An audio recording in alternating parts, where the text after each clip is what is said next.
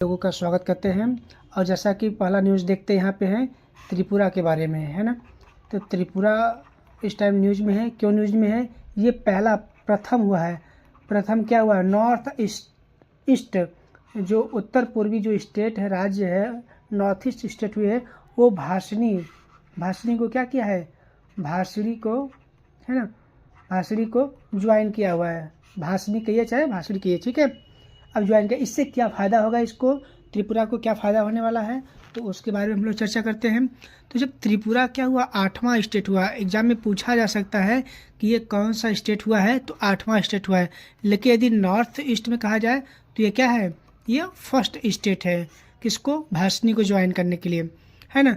तो भाषणी को यदि ज्वाइन किया हुआ है तो, और यहाँ पे बेनिफिट क्या होगा इसको करने से? इसको करने से ये बेनिफिट होगा कि यहाँ पे कम्युनिकेट किया जा सकता है, और इंटरनेट पे जो भी सामग्री है ना, वो 22 लैंग्वेज में इनको मिलेगी। कितने लैंग्वेज में? 22। जो कॉन्स्टिट्यूशन में 22 लैंग्वेज हैं, है ना, तो 22 लैंग्वेज हैं आपके संविधान में। तो उन संविधान के जितने भी लैंग्वेज है उसमें बुक पब्लिश हो सकती है, कम्युनिकेशन हो सकता है, ठीक है। यदि आप कोई टेक्स्ट लिखे हैं तो उसको एट वंस रियल टाइम में क्या होगा, कन्वर्ट हो सकता है। किसी भी आप लैंग्वेज में चाहते हैं उस लैंग्वेज में कन्वर्ट हो जाएगा।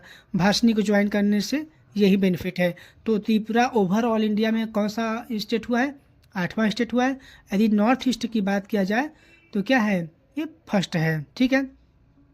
अब मैं एक क्वेश्चन आपसे ये है, और साथ ही साथ आपका ब्रेन स्टॉर्मिंग होता चले, कि जो हमारा ये लैंग्वेज है, कॉन्स्टिट्यूशन में लैंग्वेज है, ये किस शेड्यूल में मेंशन किया गया है ना। संविधान के किस शेड्यूल में?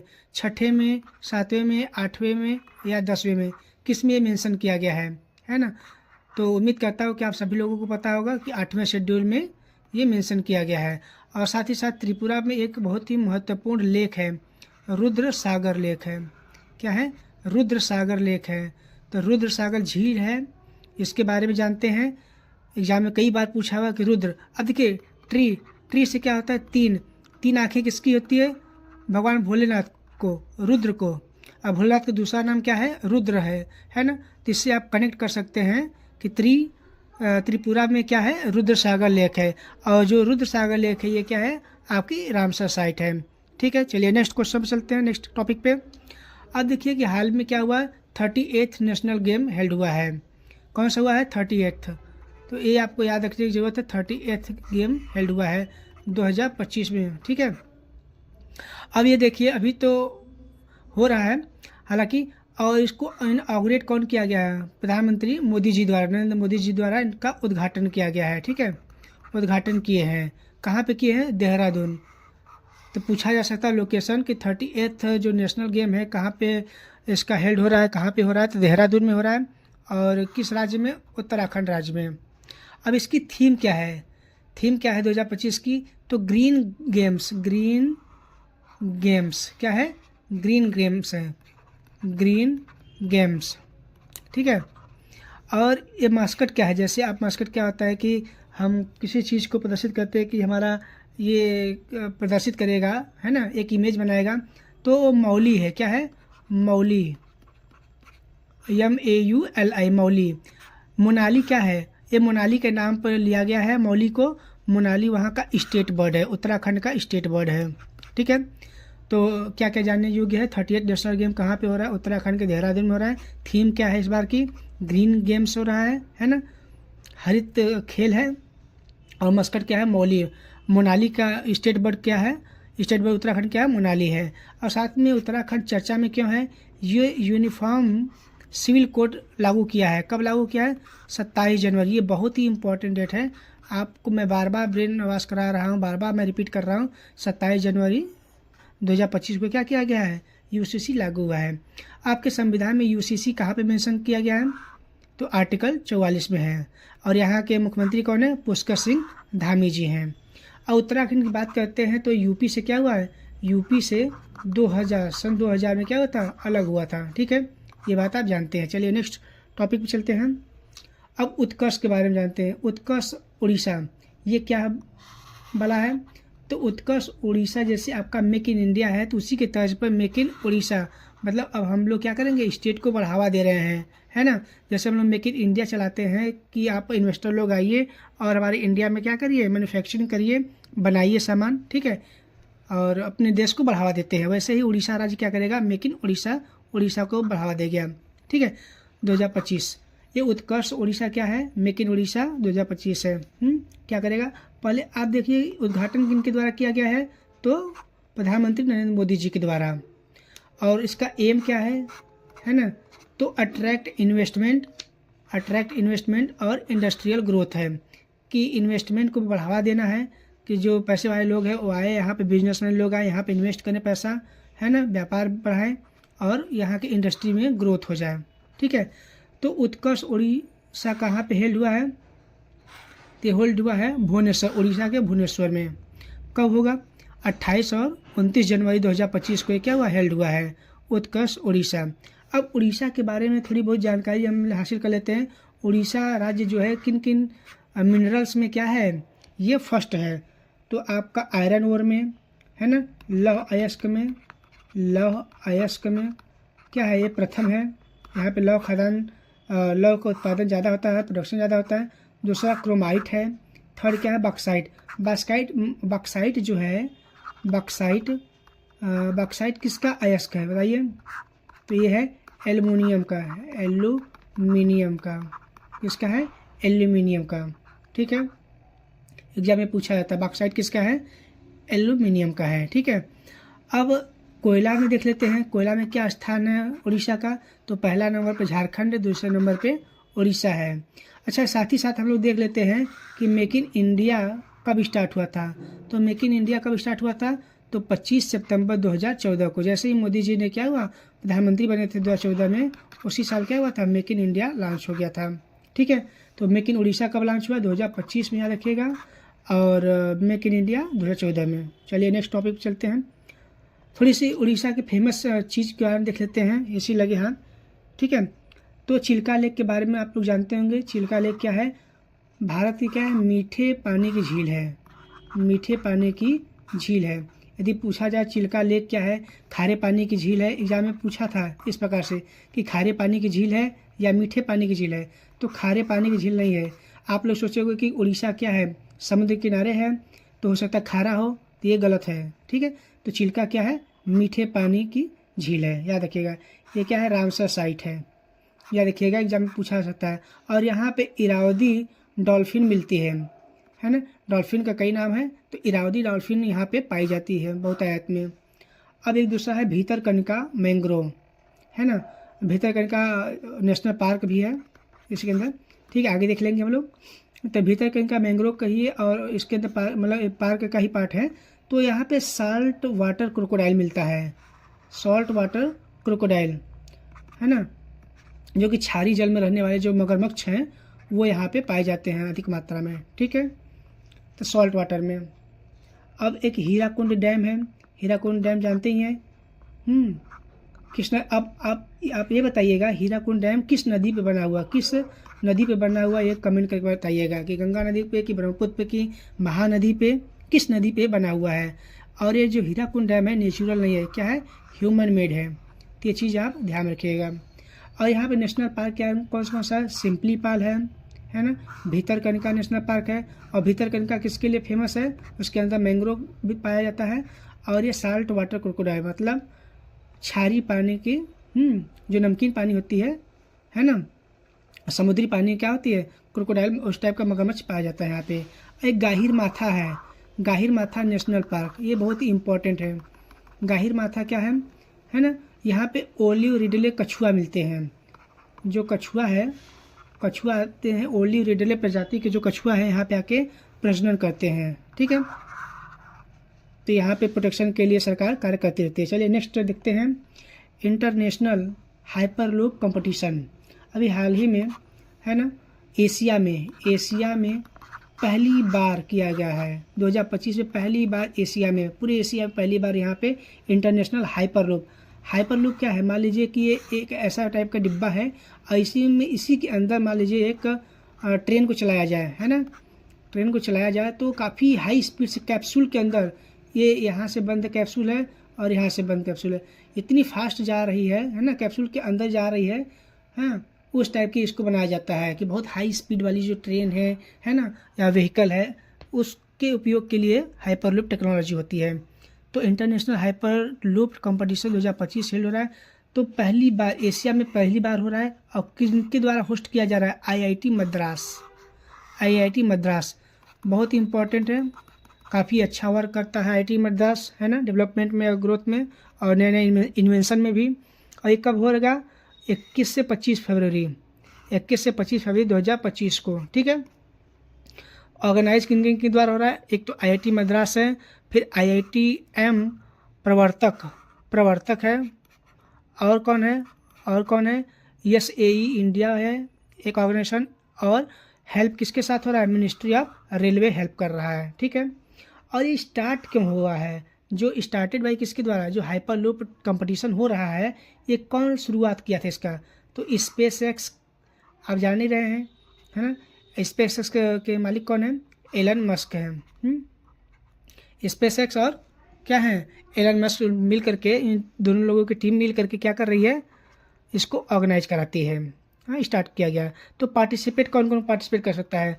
तो यूनिवर्सिटीज़ जो है, यूनिवर्सिटी के जो छात्र हैं वो पार्टिसिपेट करते हैं, और जो टेक्नोलॉजिकल स्टार्टअप है वो कर सकते हैं, और भी लोग जो चाहे यदि हाइपरलूप टेक्नोलॉजी पे काम करना चाहते हैं तो यहाँ पे पार्टिसिपेट कर सकते हैं।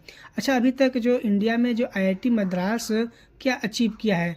तो एक आविष्कार हाइपरलूप का रिसर्च किया है, आविष्कार हाइपरलूप का। तो बात समझ में आ रही है? नेक्स्ट देखते हैं। अब बांके बिहारी मंदिर का एक बहुत ही बड़ा एक क्या मिला है? FCRA लाइसेंस इनको प्रदान किया गया है मंदिर को, है ना। बहुत ही खुशी की बात है। खुशी क्यों बात है? कि हम लोग चंदा देते ही हैं, इंडियन वाले चंदा देते ही हैं इनके डेवलपमेंट के लिए। और अब जैसे कि FCRA मिल गया, फॉरेन कंट्रीब्यूशन एक्ट के थ्रू फॉरेन से भी, है ना, विदेशों से भी हम लोग क्या कर सकते हैं? चंदा ले सकते हैं, है ना। तो इस चंदे का उपयोग करना चाहिए और अच्छे से, है ना। FCRA क्या करता है? FCRA देखता है कि जो मनी दिया जा रहा है, जो चंदा दिया जा रहा है, तो ये कहाँ पे उपयोग किया जाता है। कहीं ऐसा तो नहीं है कि इंडिया के अगेंस्ट यूज किया जा रहा है ना। यदि कोई NGO, कभी कभी ऐसे NGO आती है जो कि पैसा फॉरेनर से लेती है और लेकिन उसका उपयोग दुरुपयोग करती है इंडिया में, इंडिया के अगेंस्ट करती है ना। तो इस चीज़ों को देखता है FCRA और बैन करता है। एक किसके अंतर्गत आता है? यूनियन होम मिनिस्ट्री के अंतर्गत आता है। FCRA किसके अंतर्गत आता है? तो union home ministry. Home minister कौन इस टाइम में? अमित शाह जी हैं। गृह मंत्री कौन है? अमित शाह जी हैं, श्री अमित शाह जी हैं, ठीक है। बात समझ में आ रही है? चलिए नेक्स्ट देखते हैं। प्रवासी भारतीय सम्मान अवार्ड दिया गया है। अब आप लोग कमेंट करके बताइए कि प्रवासी भारतीय सम्मान किन की याद में मनाया जाता है? गांधी जी की याद में या स्वामी विवेकानंद जी की याद में, है ना। तो प्रवासी कौन थे? गांधी जी थे। साउथ अफ्रीका में कौन रहता था, है ना। कब आए थे? शायद 1915 में आए थे कि कब आए थे? अब आप लोग बताइएगा कि मैं सही लिख रहा हूँ नहीं सही लिख रहा हूँ, थोड़ा सा अपना भी कुछ रिसर्च कीजिए। तो प्रवासी भारतीय सम्मान 2025 को इसको दिया गया है। तो क्रिस्टीना कार्ला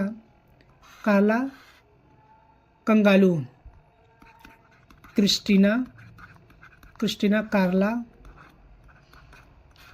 कंगालू, ठीक है। क्रिस्टीना कार्ला कंगारू कहाँ की है? ये प्रेसिडेंट हैं। कहाँ की प्रेसिडेंट हैं? The Republic of Trinidad and Tobago.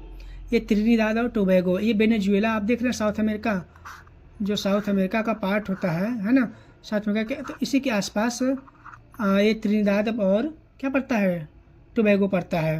और सबसे बड़ी बात है इसका, आपका जो कैपिटल है, कैपिटल आपको बहुत इंपॉर्टेंट है, पोर्ट ऑफ स्पेन, है ना। पोर्ट ऑफ स्पेन, आपको ऐसा लगेगा कि स्पेन का बंदरगाह, एक स्पेन देश भी है ना। वो वाला स्पेन, अफ्रीका वाला नहीं, अफ्रीका यूरोप के पास वाला नहीं है, ठीक है। ये यहाँ पे कहाँ पे है? जो यूरोप में कहाँ पे है? यहाँ पे आपका स्पेन है ना। सॉरी, तो वाला स्पेन नहीं, ये इसका कैपिटल क्या है? पोर्ट ऑफ स्पेन, याद रखिएगा। और यहाँ के ऑफिशियल लैंग्वेज क्या है? इंग्लिश में होती है। और इंडिपेंडेंस कब मिला था इसको? स्वतंत्रता कब मिली थी? 1962 में। हम लोग की स्वतंत्रता कब मिला था? 1947 में, है ना। ब्रिटिशर्स दोनों जगह राज कर रहे थे। चलिए नेक्स्ट देखते हैं। अब यूएई यूनाइटेड अरब एमिरेट क्या है, इस बार 2025 को क्या किया है, ईयर ऑफ कम्युनिटी है ना, घोषित किया, डिक्लेयर किया है। 2025 को क्या किया है, ईयर ऑफ कम्युनिटी, कि हम लोग एक क्या हैं, भाई हैं, इस टाइप का इन्होंने कम्युनिटी चालू किया है। तो प्रेसिडेंट कौन है यूएई का, जान लीजिए, तो शेख मोहम्मद बिन जायद अल नहयान। शेख मोहम्मद बिन जायद अल नहयान कौन है, शेख मोहम्मद बिन जायद अल नहयान, ठीक है, अल नहयान चाहे बाद में नहाया। अच्छा आगे देखते हैं, एक फेस्टिवल हाल में हुआ है, कहाँ पे हुआ है, तेलंगाना में, तो नगोबा जतारा।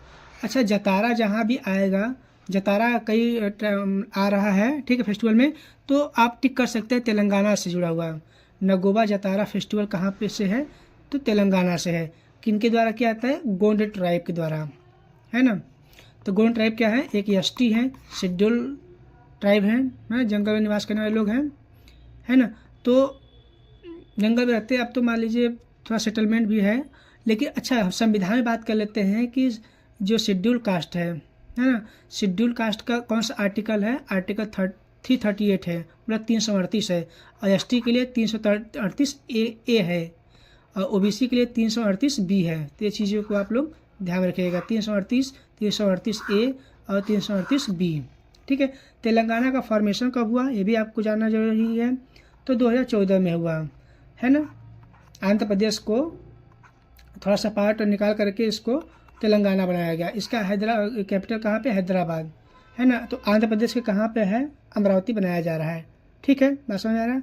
तो नगोबा जतारा फेस्टिवल कहाँ का है, तेलंगाना का है, ये चीज़ आप ध्यान रखिएगा। चलिए नेक्स्ट, अब इंडियन न्यूज़पेपर डे हम लोग सेलिब्रेट किए हैं 29 जनवरी को। यदि हम क्या करते हैं, न्यूज़पेपर ही हमारे एक प्रोपेगेंडा, एक प्रचार करने का, अपनी बातों को कहने का उस टाइम क्या था, एक जरिया था। आज तो सोशल मीडिया बहुत सा तरीका है, लेकिन जब अंग्रेज राज्य करते थे हमारे यहाँ पे, तो एक न्यूज़पेपर ही क्या था, हमारा एक तरीका था। तो सबसे पहले न्यूज़पेपर किसने लॉन्च किया था, तो जेम्स ऑगस्टस हिक्की, जो महान पुरुष है जेम्स ऑगस्टस हिक्की, वो कहाँ के रहने वाले हैं, आयरिश में, मतलब आयरलैंड के रहने वाले हैं, है ना। और आयरलैंड से बताइए कि हमारे संविधान में क्या लिया गया है ना। डीपीएसपी लिया गया है, directive principle of state policy, नीति निर्देशक के तत्व लिए गए हैं, नीति निर्देशक के तत्व लिए गए हैं कि नहीं लिए गए हैं, आयरलैंड से, ठीक है। तो जेम्स ऑगस्टस हिक्की कौन सा पेपर लॉन्च किए थे, कौन सा पेपर पब्लिश किए थे, तो बंगाल गजट, कौन से किए थे, बंगाल गजट। और किस दिन किए थे, 29 जनवरी 1780, है ना। तो मतलब 1757 में कौन सी क्रांति हुई थी, 57 में प्लासी की क्रांति हुई थी, और आपका 1764 में बक्सर हुआ था, एम आई राइट, ठीक है। उसके बाद 1780 में, ये दोनों को होने के बाद जेम्स ऑगस्टस हिक्की ने 1780 में कोलकाता में ही क्या किया था, बंगाल गजट को पब्लिश किया था। और इस बार 2025 का थीम क्या है, role of print media in the digital age. आजकल डिजिटल एज है, मोबाइल का ज़माना है, सोशल मीडिया का ज़माना है, तो role of print media in the digital age, ठीक है, ये थीम है 2025 का।